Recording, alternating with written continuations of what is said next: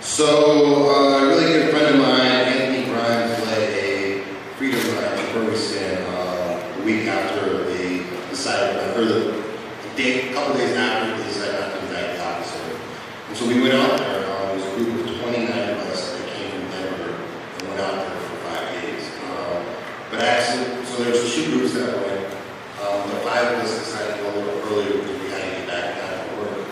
But I just like to stress to people that what you see on the media is not what's actually happening. Don't get me wrong, it was intense. It was something that I will never ever forget. But I wanted to go because I wanted to hear what folks were really feeling out there, what they were going through. And I just know that Fox News and all those other screens just make us look bad. So this is a very important issue to me. I know growing up here in Denver, I always used to go wild. I had a nice car when I was 16, and every other day I was getting pulled over by a cop or something crazy.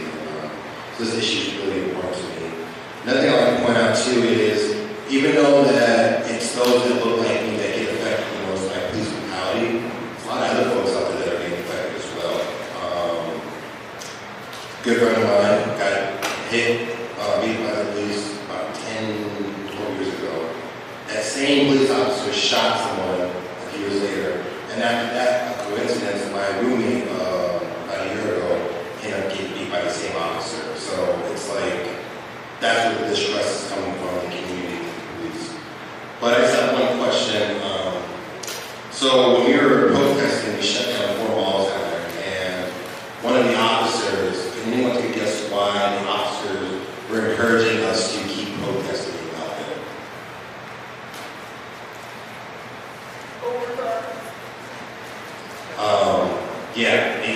He was encouraging us to keep protesting because he got overtime, and that overtime was paying for new carpet in his house.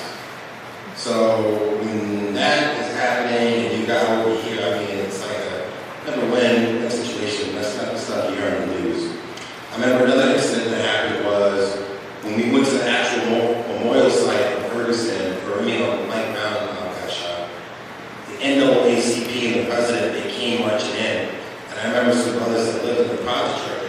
They came out and they were pushing the NAACP out because they were like, y'all were never here, and now you're here because you want media time and you want all this fame, and y'all need to leave. And they weren't. And the NAACP wasn't leaving at first. Then all of a sudden, one of them was like, y'all don't leave, you can get the guns and start shooting, and they left. But what was really powerful about that is that a few of them actually said, look, man, I know that we weren't here before all this happening, but I'm here now. How can I help?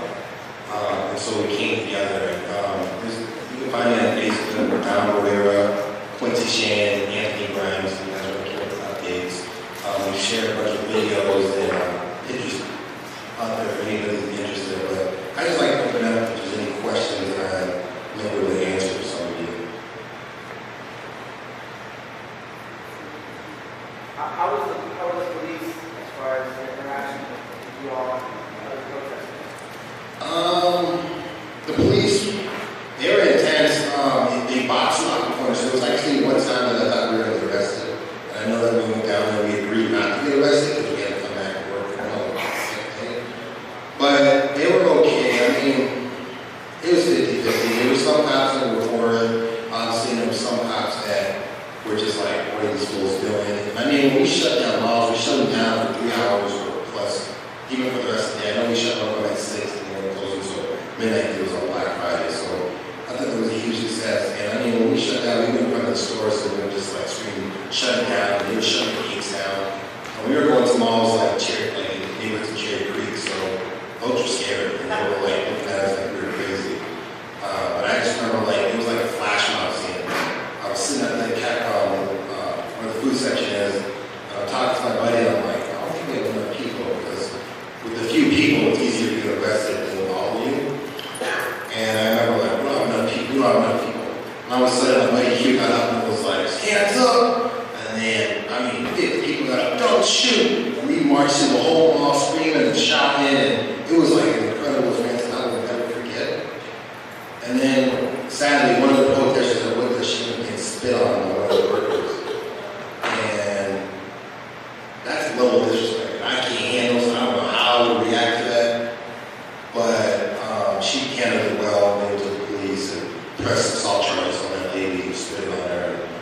So, I mean, it was a good answer, but I don't know if I would be able to do something like that. But I'm for the movement.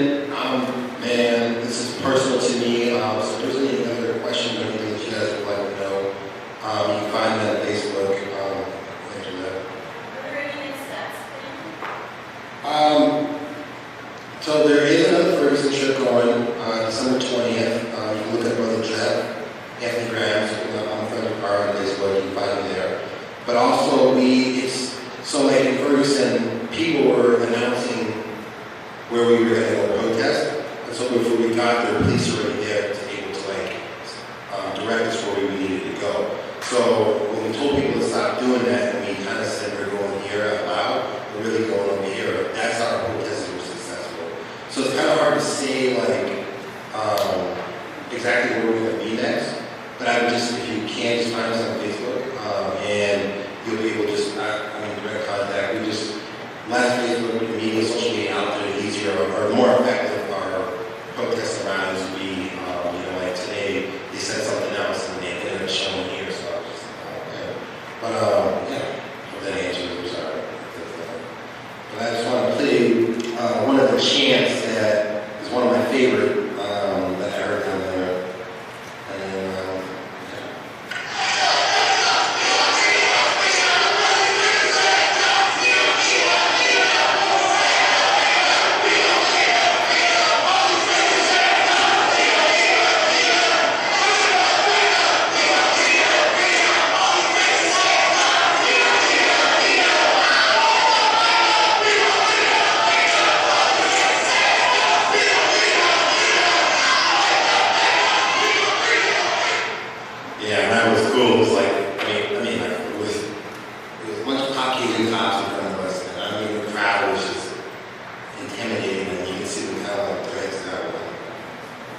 Thanks again, Tom. We're